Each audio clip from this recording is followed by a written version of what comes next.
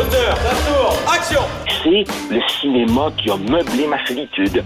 C'est le cinéma qui a été mon ami, mon grand frère, qui m'a donné mon code moral, qui m'a donné mes valeurs, qui m'a fait voyager dans le temps et dans l'espace. Un autre cinéphile au bout du fil, Joseph Facal. Alors, Joseph, l'actualité est sombre, elle est lugubre, elle est ténébreuse ces temps-ci. Donc, je t'ai demandé quels sont les films qui sont les bouillons de poulet pour l'âme pour toi. Quel film tu regardes quand t'es down, quand ça va pas, et qui te remettent sur le bon pied, un genre de vitamine C. Alors, on commence tout de suite, et ça m'a surpris. Ton premier choix, ben, on met la musique du premier choix.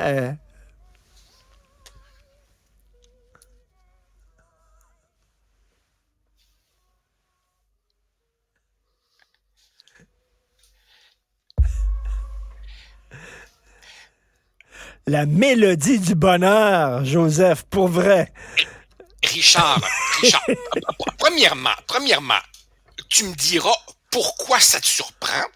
Et deuxièmement, tu m'as dit que tu voulais des films bouillon de poulet qui nous remontent le moral. Avoue que celui-là fit parfaitement dans ta catégorie. Écoute, premièrement, ce fut longtemps un rendez-vous familial. Et je revois encore ma fille, aujourd'hui grande, devenue petite, faisant des stepettes en même temps que les filles Von Trapp. Non, écoute, c'est la comédie musicale la plus populaire de l'histoire du cinéma. Julie Andrews, Christopher Plummer. Et en réfléchissant à ta question, Richard, les films bouillon de poulet, j'ai réalisé que pour que ce genre de film me touche, il faut qu'il soit basé sur une histoire vraie. Moi, je m'identifie à des histoires vraies. Alors, je rappelle très brièvement, c'est l'histoire de ce veuf triste, rigide, austère, et de ses 7 enfants doués pour le chant, et tout ce beau monde retrouve la joie de vivre quand la gouvernante aux méthodes peu orthodoxes, Maria, décide de se lancer à fond dans la musique. Et bien entendu, l'amour est au rendez-vous. Richard, à chaque fois que j'entends Climb Every Mountain, en cachette, je tends la main vers des Kleenex. Je trouve que c'est un film irrésistible. Pourquoi? Parce que c'est un film pur, cristallin, qui assume complètement, sans s'excuser, son sentimentalisme. C'est si on veut, c'est un film profondément manipulateur parce qu'il joue sur des émotions vitales, mais en même temps, c'est un film frais, tendre et bien entendu, permets-moi un clin d'œil d'un cinéphile à un autre, ça t'étonnera pas que jadis Pauline Kael ait détesté ce film. Moi, j'adore ce film, je le trouve irrésistible. Moi, mon bouillon de poulet pour l'âme que je regarde, mais vraiment, chaque fois que je suis down, c'est Mon oncle de Jacques Tati. On écoute le thème musical.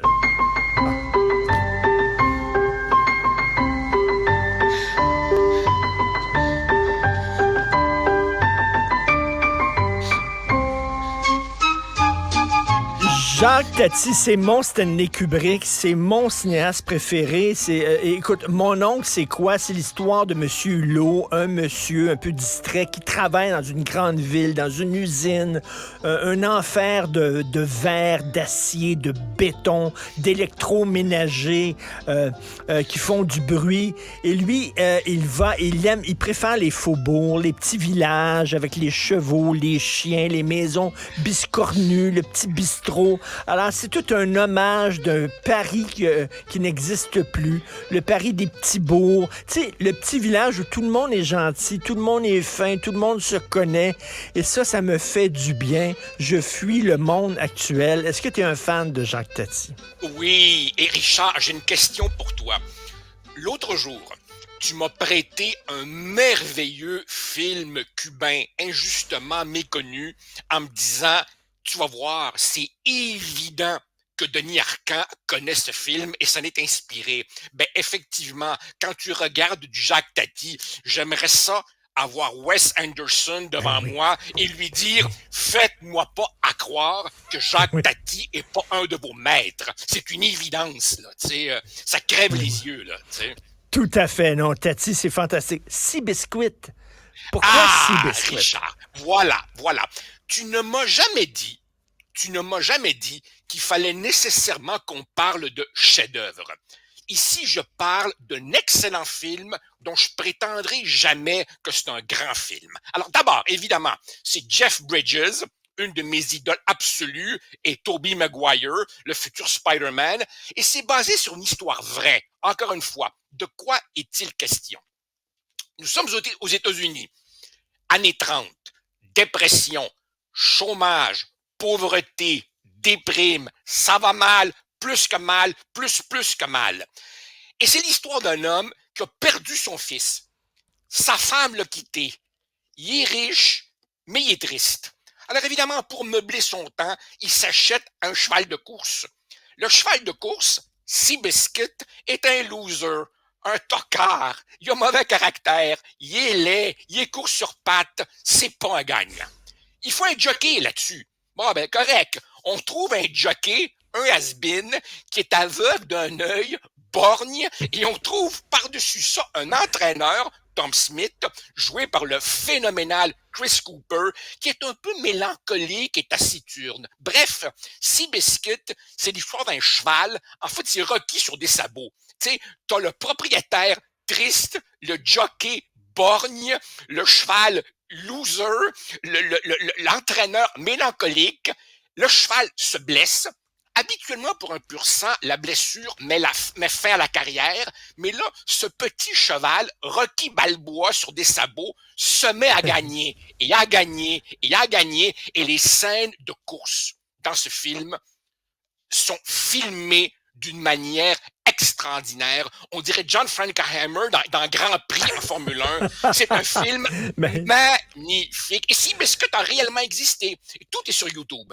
Écoute, je fais ça très rapidement. Un film que j'aime beaucoup, Local Hero de Bill Forsyth. Est-ce qu'on peut mettre vraiment rapidement? The land breathes with an ancient mystery. Where are we?